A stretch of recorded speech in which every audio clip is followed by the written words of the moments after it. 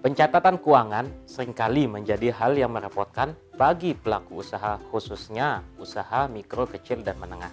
Ini disebabkan karena kegiatan pencatatan merupakan kegiatan yang redundant atau berulang-ulang, terperinci, dan seringkali dilakukan bersamaan dengan kesibukan mengelola usaha. Khususnya lagi bagi para pemilik UMKM yang mayoritas harus turun tangan langsung dalam aktivitas bisnis perusahaan, menjadikan pencatatan keuangan pada akhirnya seringkali terabaikan. Selanjutnya, apa sebenarnya yang menyebabkan pelaku UMKM tidak melakukan pencatatan secara rinci? Dalam beberapa riset yang saya lakukan, masih banyak ditemukan pelaku UMKM yang mengandalkan catatan transaksi hanya berdasarkan rekening koran yang ada di mobile banking mereka.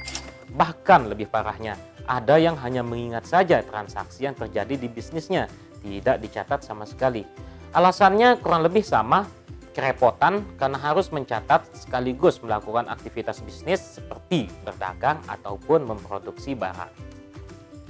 Alasan lainnya, pelaku UMKM merasa sudah cukup memiliki informasi keuangan dengan mengandalkan pendekatan yang mereka jalankan. Pertanyaannya, apakah benar informasi tersebut sudah cukup dan mampu memenuhi informasi keuangan yang dibutuhkan oleh perusahaan?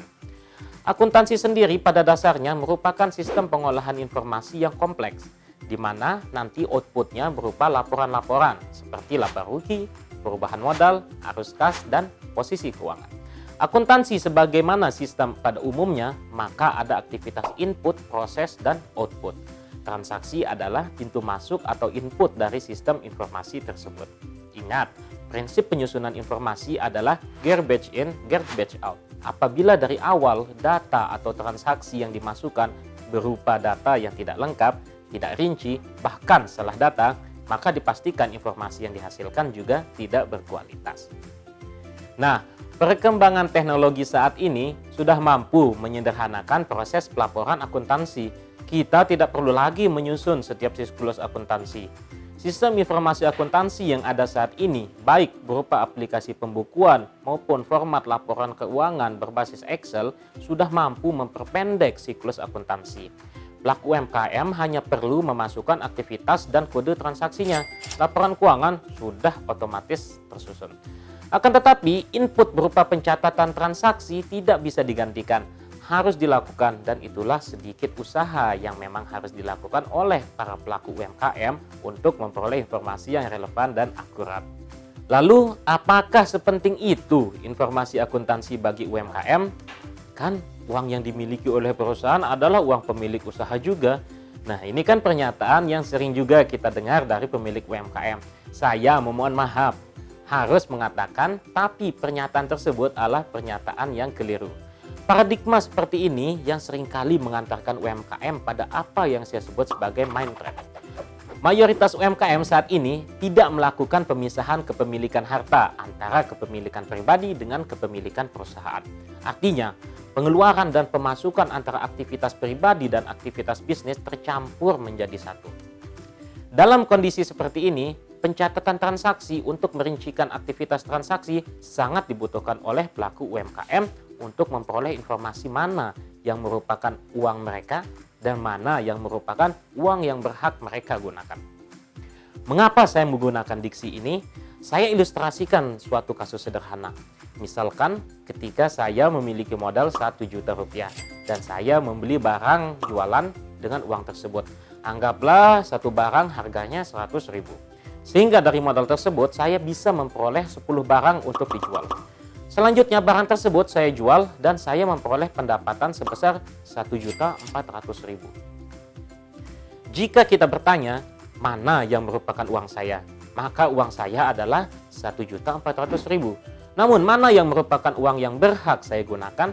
Maka uang yang berhak saya gunakan adalah 400.000 saja, karena inilah yang disebut dengan laba usaha. Sementara yang 1 jutanya merupakan modal usaha. Informasi mengenai laba hanya dapat diketahui jika kita menyusun laporan laba rugi. Selanjutnya, apa kaitannya dengan mind trap?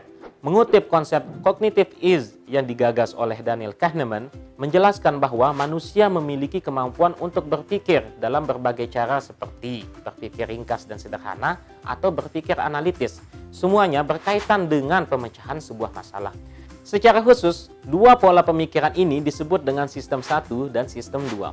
Sistem 1 merupakan pikiran dasar yang beroperasi secara otomatis dan cepat dengan sedikit bahkan tidak ada usaha. Sementara sistem kedua merupakan sistem berpikir yang beroperasi pada situasi yang kompleks yang membutuhkan lebih banyak usaha dan konsentrasi. Sistem 2 menuntut proses berpikir yang lebih panjang dan lebih berat. Untuk dapat menyusun laporan keuangan, yang salah satunya adalah laporan laba rugi, maka kita membutuhkan akses ke sistem 2. Dan untuk mengakses sistem 2, kita membutuhkan informasi dan data yang cukup untuk menganalisis suatu kondisi. Ketiadaan informasi akibat tidak adanya pencatatan keuangan yang sistematis dan teratur menyebabkan tidak bisa teraksesnya sistem 2 yang pada akhirnya menjebak kita pada cara berpikir sistem 1 yang sederhana. Kembali ke konteks kasus sederhana di atas. Tidak teraksesnya sistem 2 menyebabkan informasi yang kita terima terjebak pada jumlah nominal yang kita terima atau yang kita miliki, yaitu 1.400.000. Dengan kondisi kepemilikan yang tercampur, apabila ada kebutuhan, kita ambil contoh apabila ada kebutuhan sekolah anak dengan biaya sebesar 600.000, maka kita akan langsung bayar saja sebesar 600.000 karena kita merasa memiliki hak untuk menggunakan uang yang 1.400.000 tersebut. Esoknya ketika kita mau membeli barang, maka hanya tersisa 800.000 yang artinya kita hanya mampu membeli 8 buah barang saja, menurun dari kemampuan sebelumnya dari 10 ke 8 barang.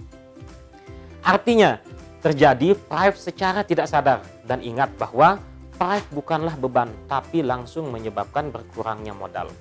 Secara jangka panjang, hal ini menyebabkan menurunnya kinerja perusahaan bahkan kinerja individu. Pasti kita sering mendengar keluhan dari pelaku UMKM. Usaha terus-terusan, jualan terus-menerus, tapi bisnis kok nggak besar-besar ya, begini-begini aja.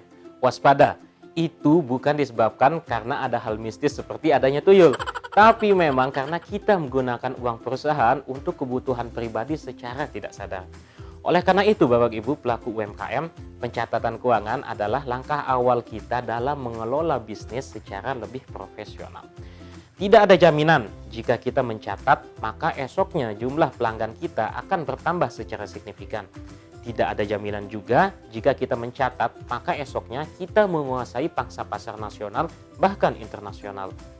Tapi ketika kita mulai mencatat dan menyusun informasi akuntansi, yakinlah ada jaminan bahwa kita dapat mengelola keuangan kita dengan lebih baik. Kita dapat mengendalikan pengeluaran-pengeluaran, kita dapat memperoleh informasi-informasi untuk mengambil keputusan strategis bisnis kita, dan yang paling penting akan ada perubahan pola perilaku keuangan yang dapat mengantar perusahaan kita menjadi bertumbuh dan berkembang ke arah yang lebih baik.